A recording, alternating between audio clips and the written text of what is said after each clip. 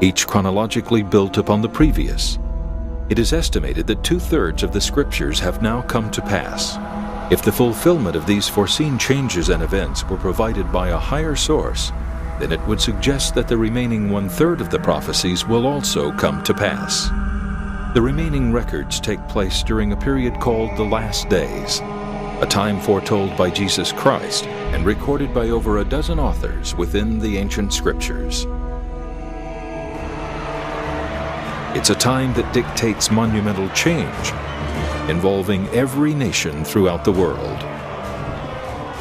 These final prophecies provide hundreds of details and specific events foretelling of an unprecedented union of world relations, beliefs, and economic systems that will give rise to a new authority with influence over all global affairs.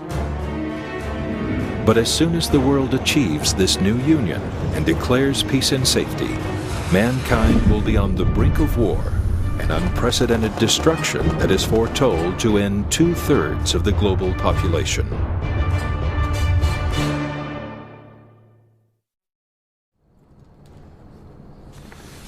But if this terrifying string of future events is to come to pass, when does it begin? Or has it already? According to the ancient prophetic timeline, it was foretold that the rebirth of Israel, witnessed by the world only 6 decades ago, would mark the beginning of the end, and all remaining prophecy would come to pass within a generation. As a result, hundreds of millions of people around the world believe our generation will now witness the conclusion of prophecy. Could they be right? Has the groundwork for a globally united world described within the scriptures already begun? The Bible clearly teaches there'll someday be a global unity, eventually a one world government, a one world empire, a one world economy, a one world religion. All of these would be unified into a one world system. If these prophecies are true, there'll be radical changes, much more radical than the world has ever experienced before. You have the predictions that the world will move towards a globalized government. It doesn't mean that the world will be one specific kingdom, but one homogeneous kingdom, a kingdom made up of all kinds of nations that cooperate together.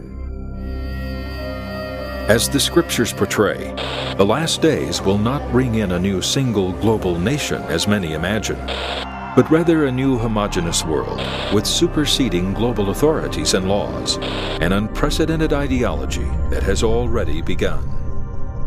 The world certainly seems to be headed towards globalization.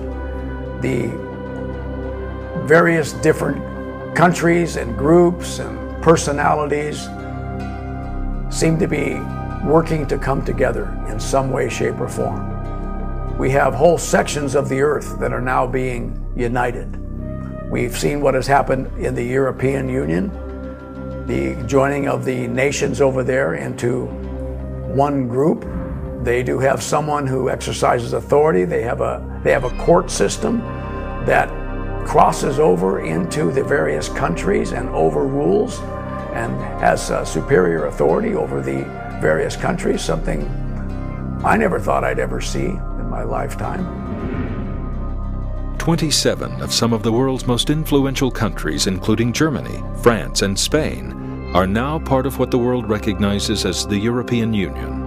Rather than being defined as a new single nation, these governments rather act as one and have maintained their borders, individual identities, and languages. What makes this union such an unprecedented change in political relations was the birth of a new authority, court system, and shared financial system that supersedes each individual nation, a concept that only a generation ago was unimaginable. But why is this trend in globalization occurring? Prophecy foretells that this new world will not be one enforced upon the people, but rather it would be demanded by them. Prophecies foretell that the world will believe this is the solution to establish peace and harmony. We see these things beginning to take place. And the book of Revelation in chapter 13 lays out that these things would take place in the end times. So what we're seeing is the preparation for these things. Politically, the world is starting to agree we need to become one.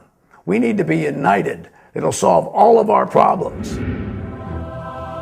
However, according to the scriptures, this globalization will not solve the world's problems.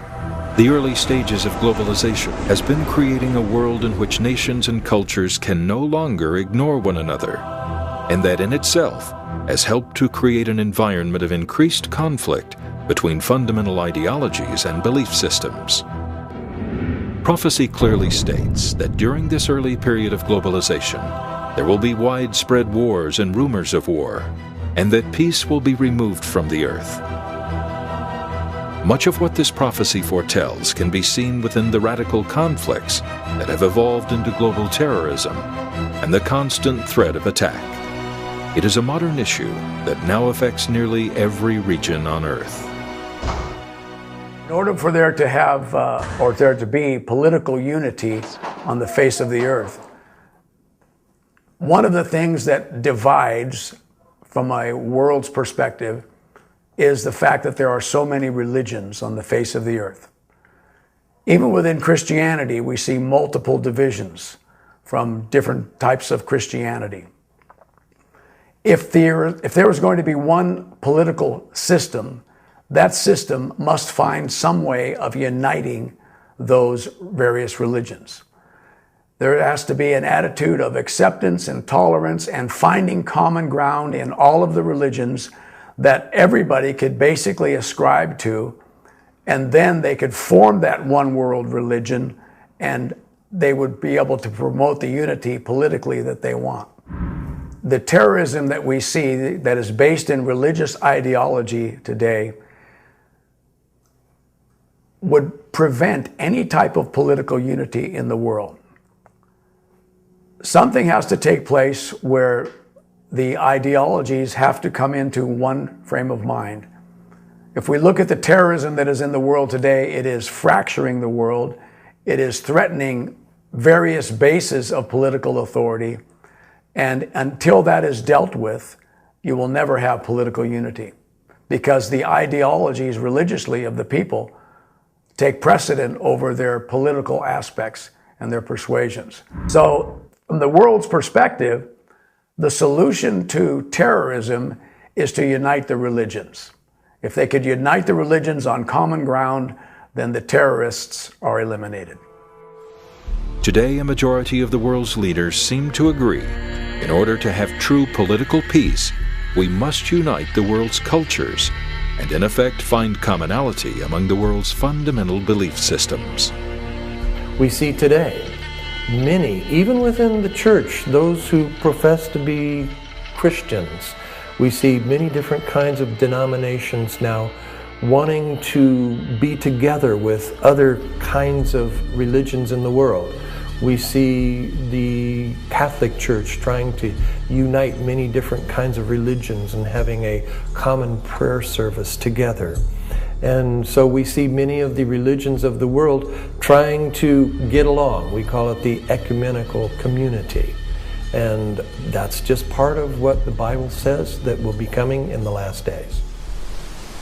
Just as prophecy foretells, during the last days, we see this rapidly progressing into a commonality that is being accepted across the globe. It is an unprecedented belief that many paths can lead to God through the elimination of an absolute truth.